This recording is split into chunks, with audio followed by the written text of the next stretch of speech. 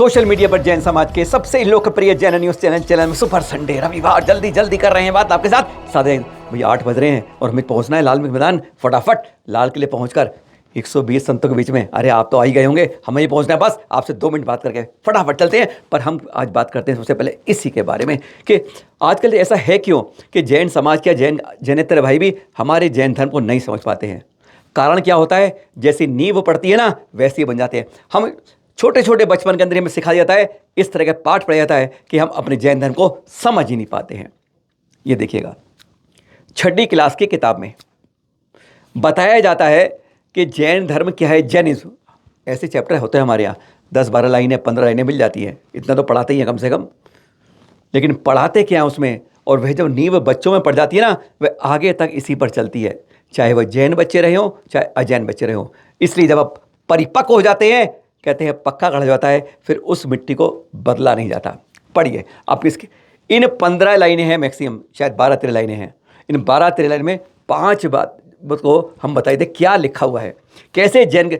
ये हमारी पाठ्य पुस्तकों में ऐसा होता है, यानी सरकार द्वारा ऐसी नींव है। और हमारी कमेटियाँ इतनी सारी हैं, बहुत है, विद्वत परिषद, शास्त्री परिषद, ऐसे विद्वान वो विद्वान, रक्षा कमेटी वह कमेटी ये कमेटी, लेकिन किसी को इस तरह की रोक पर कभी ध्यान नहीं देते हैं। यानी बेसिक नींव जब कमजोर होती, क्या लिखा है पहला पॉइंट है कि रियली जैनिज्म की शुरुआत हमारे वर्धमान महावीर ने की। क्या जैन धर्म की वास्तविक शुरुआत महावीर स्वामी ने की?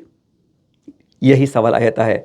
और हम आगे बढ़कर हमारे बच्चे हमसे यही सवाल पूछते हैं कि हमने बचपन में यह पढ़ा था, वास्तव में इसकी शुरुआत जो हमारे 24 तीर्थंकर ना, जिन धर्म जो है वह तो बहुत पहले का है। अहिंसा धर्म बहुत अनादि निधन धर्म है, लेकिन इस वर्तमान युग में इस अहिंसा अपरिग्रह आदि धर्म जो था, जिसे जैन श्रमण धर्म हुआ, इसकी प्रथम तीर्थंकर आदिनाथ से शुरू हुई। लेकिन यहाँ कह रहे हैं वास्तव में इसकी शुरुआत जैन धर्म की वर्धमान स्वामी। पहली गलती। अब दूसरी पढ़ते हैं। अब दूसरी लाइन आ जाओ, 3 लाइन उतर के 2.5 लाइन पढ़ लिया आपने, अब अगली लाइन पढ़ते हैं। क्या लिखा है? फर्स्ट तीर्थंकर वाज पार्श्वनाथ भगवान। यानी बुद्धि कहाँ से कहाँ फिर जाती है। बहुत पढ़े लिखे, बहुत छटे हुए लोग आते हैं जो चुन चुनकर सरकार लाती है, जिनसे ये आर्टिकल्स अध्याय लिखवाए जाते हैं। पहले तीर्थंकर भगवान पार्श्वनाथ थे, यह बुद्धियों में घुसेड़ा जाता है और तब बड़े होकर यही पक जाते हैं कि भगवान पार्श्वनाथ महावीर, भगवान पार्श्वनाथ महावीर। और फिर जब नेता बन जाते हैं, अभिनेता बन जाते हैं, कुछ ही समाज में जाते हैं, तो यही बातें दोहराई दी जाती हैं जैन मंचों के ऊपर से भी। दूसरी गलती। अब तीसरी गलती पढ़ते हैं, थोड़ा नीचे आ जाइए, फोटो के ऊपर देखिए, 1.3 कहते हैं इसको हम, गाली मैंने इन पहली बात की पाठ की तीसरी गलती यह बन जाती है। क्या बन जाती है गलती है इसमें देखिएगा। तब के लिए चले जाते हैं, कहते हैं ही वॉज वॉन्डरिंग, इधर जाते हैं, विहार करते हैं महावीर स्वामी, और फिर देखते हैं तब उन्हें वहाँ ज्ञान मिलता मान जाता है कि ग्रेट कॉन्करर, जो सबसे बड़ा विजेता था वो जिन था। पता नहीं कहाँ से जो इंद्रियों को जीन लेता है वह जितेंद्रिय बनता है, यह तो कहते हैं। यानी 5 इंद्रियाँ अपनी, स्पर्श रास घृणा, यानी आपसे मोटी मोटी बात करें, छूना, देखना, सुनना, बोलना और सूंघना आदि, ये जो 5 स्पर्श इंद्रियाँ हमारी यहाँ, इनको जो जीत लेता है, जो इन पर होता है राग द्वेष, वह होता है जितेंद्रिय। इंद्रियों को जीतने वाले जो होते हैं तीर्थंकर वह होते हैं। पर ये कहते हैं जो सबसे बड़ा विजेता जिन था उसको इन्होंने जान लिया, बस भगवान बन गए थे। चौथी देखो उससे नीचे, अब ये तस्वीर भगवान महावीर की, पता नहीं कहाँ से पढ़कर कहाँ से निकाल कर ऐसी प्रतिभा निकलाती हैं कि कपड़े पहने बैठे हुए बुद्ध को दिखा रहे हैं, महावीर को बता रहे हैं। समझ नहीं आता कि भगवान महावीर को इस रूप में क्यों दिखाया जा रहा है। दिगंबरम की श्रेष्ठतम पराकाष्ठा के अंदर हमारी 24 तीर्थंकर रहे हैं, और उसमें इस तरह से बच्चों को पढ़ाकर ऐसी नींव होते हैं कि जब वह हमारे दिगंबरत रूप में लोगों को देखते हैं, वहाँ तस्वीर देखते हैं, तो कहते हैं ऐसे तो थे नहीं, ये ऐसे कैसे बना दिए गए हैं। सवाल होता है। अब 5वां, अब बच्चों के लिए सवाल उठाया जाता है। बताया गया ऊपर क्या बताया गया था कि पहले तीर्थंकर पार्श्वनाथ थे, और फिर उनके बाद थे महावीर स्वामी, और नीचे बच्चों को एक्टिविटी में कहते हैं नहीं आपको बताना है कि जैनों के 24 तीर्थंकर कौन थे। यानी अंग्रेजी में पढ़ा दिया पाठ के पार्श्वनाथ थे और महावीर स्वामी थे, और बच्चों से पूछते हैं कि 24 तीर्थंकर कौन से थे। अरे कम से कम पढ़ाएं तो सही, इस तरह की पुस्तकों में जो गलत हो रही हैं, क्यों हमारी कमेटियाँ इस पर जागती नहीं है? बहुत बड़ा सवाल आज इसी दिन उठाते हैं। जब सब लोग यहाँ पर हमारे 120 संत लाल किले मैदान पर इस तरह की बात करेंगे तो जैनित्व पर जो गलत तरह की परिभाषाएं जा रही है, इस पर भी बात करनी चाहिए। ये तस्वीर देखिएगा, सामने मंच की दूर से खींची हुई फोटो है। ये संडे नहीं, पिछले संडे की जल्दी जल्दी बात करेंगे जैसे अब। यह गोरेगांव मुंबई की है, जहाँ नए पद्म सागर जी महाराज के सानिध्य में 2550वां महानिर्वाण महोत्सव बनाया जा रहा था। वहाँ पर जो दिख रहे हैं आपको ये बाबा, ये हैं गोवा के रामेश्वर नंदी जी। गिरनार के बारे में आज चर्चा होगी, वहाँ देखेंगे क्या क्या कौन कौन से संत क्या क्या बोलते हैं, कैसे हम गिरनार की सुरक्षा के बारे में बात करते हैं, वही बात होगी, थोड़ी देर मन चलेगा। पर हाँ, यहाँ पर नए पद्म सागर जी महाराज ने बताया कि गोवा के स्वामी नंदेश्वर नंद जी महाराज जी जो हैं, इनके बारे में जिम्मेदारी दी गई है और इन्होंने आश्वासन दिया है कि कुछ दिनों में चर्चा करके मैं इसका कोई समाधान निकाल लूँगा।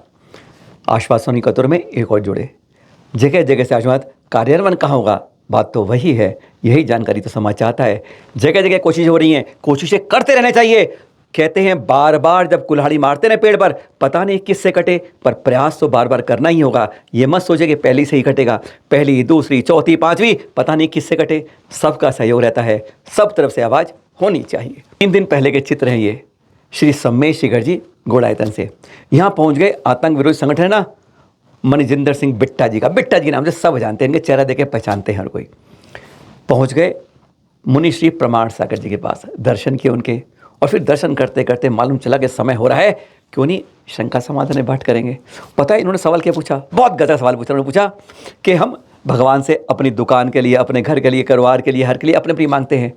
अगर हम भगवान से मांगेंगे, देश के लिए मांगे, धर्म के लिए मांगे, तो शायद जल्दी सुनता है भगवान। क्या फ़र्क होता है चुनने में, बोलने में?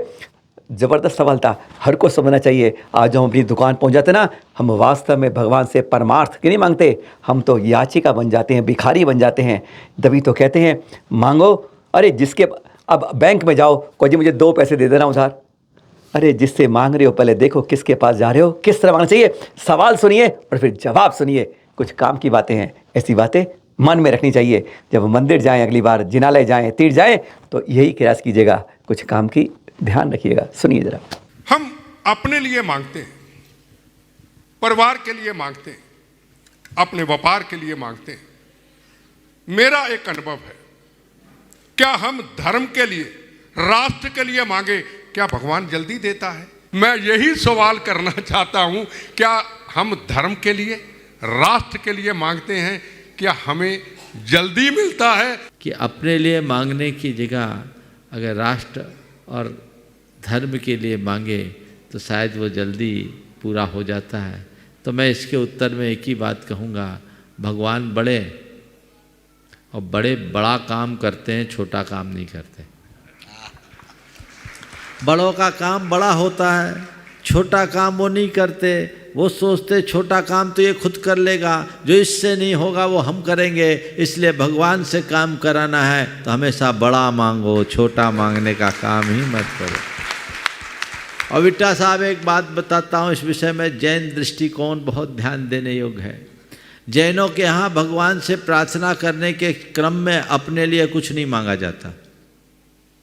ऐसा कहा जाता है कि तुम भगवान के सामने अपने लिए कुछ मांग रहे हो तो तुम याचक हो, अपने लिए कुछ मत मांगना। तुम्हें जीवन मिल गया, जन्म मिल गया, तुम सब कुछ पा गए, तुम इतने समर्थ हो कि सब कुछ पा सकते हो। मांगना है, प्रार्थना करना है तो क्या करो? क्षेमम सर्व प्रजानाम प्रभुवत बलवान धार्मिको भूमिपालः काले काल च सम्यक वर्षतु मघवा व्याधयो यान्तु नासम दुर्भिक्षम चौरमारी क्षणमपि जगता मास भुज जीव लोके जैनेन्द्रम धर्म चक्रम प्रभुत सत्यम सर्व सौख्य प्रदायी।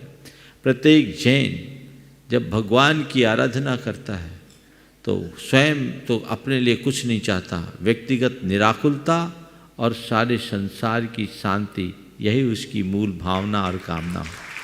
तो अंत में शांति पाठ करते हुए कहता है, भगवान होवे सारे प्रजा को सुख, मेरे घर में नहीं, सारे प्रजा को सुख